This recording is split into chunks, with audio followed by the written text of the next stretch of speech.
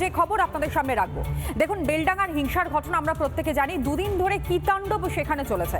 কিন্তু সেই হিংসার ঘটনা তদন্ত যখন এনআইএ এর ওপরে যায়, ঠিক তারপর থেকে রাজ্যের যত গাত্রদাহ শুরু হয়ে যায়। এনআইএ তদন্তে কার্যত অসহযোগিতা করছে রাজ্য সরকার। এই অভিযোগ নতুন নয়, কিন্তু রাজ্য সরকারের সমস্যাটা কোথায়?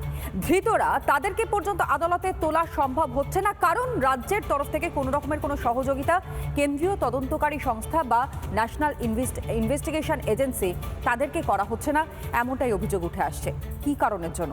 অপরাধীদের বা যাদেরকে গ্রেফতার করা হচ্ছে তাদেরকে আড়াল করবার চেষ্টা করছে কি এই রাজ্যের রাজ্য সরকার?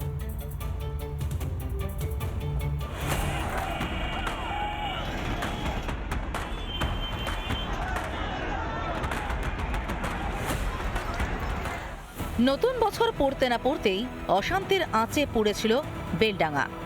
অপদার্থ পুলিশের থেকে তদন্ত ভার নেয় এনআইএ। তারপর তদন্তের অগ্রগতি থমকে। কেন জানেন? স্রেফ রাজ্য পুলিশের জন্য।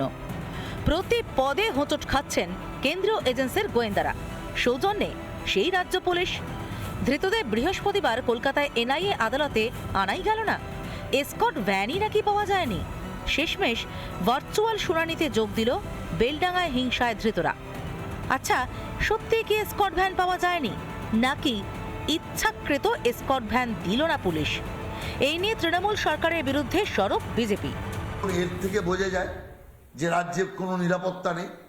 যদি ধৃতদের আদালতে হাজির করানো না যায় নিরাপত্তার কারণে, তাহলে বুঝতে হবে এই রাজ্যে কোনো নিরাপত্তা নেই, জঙ্গলের রাজত্ব চলছে।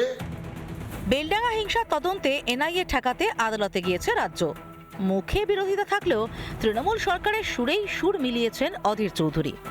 কোনো মতে তাদের বিরুদ্ধে এনআইএ তার 15 নম্বর সেকশন অর্থাৎ সন্ত্রাসবাদী চিহ্নিত করার কোনো কেস এটা নয়। আমি বলছি এই এনআইএ হাইকোর্ট বা সুপ্রিম কোর্টে ঝাড় খাবেই খাবে। অধীর বাবু একথা বলবেন, তাতে অবাক হওয়ার কি আছে? মনমোহন সিং প্রধানমন্ত্রী থাকাকালীন তিনি নিজেই তো দেখা করেছিলেন জঙ্গি ইয়াসিন মালিকের সঙ্গে। কিংবা ধরুন বাটলা হাউস এনকাউন্টার, সেই সময় নাকি ফুপিয়ে ফুপিয়ে কেঁদেছিলেন সোনিয়া গান্ধী। এখানে মানুষ নিরাপদ নয়, গণতন্ত্র এখানে পদদলিত। সেই কারণে এই সরকারের বিদায় ছাড়া পশ্চিম বাংলার মুক্তি নেই, পশ্চিম বাংলার উন্নতি নেই, পশ্চিম বাংলায় শান্তি। খুনের গুজবে তাণ্ডব শুরু হয় বেলডাঙ্গায়। 3 দিন ধরে হিংসার আগুন জ্বলে। তারপর সক্রিয় হয় পুলিশ। এনআইএ রুখতে কেন আদা জল খেয়ে মাঠে নামলো রাজ্য পুলিশ? জঙ্গি ধরা পড়লে কি অস্বস্তি বাড়তে পারে?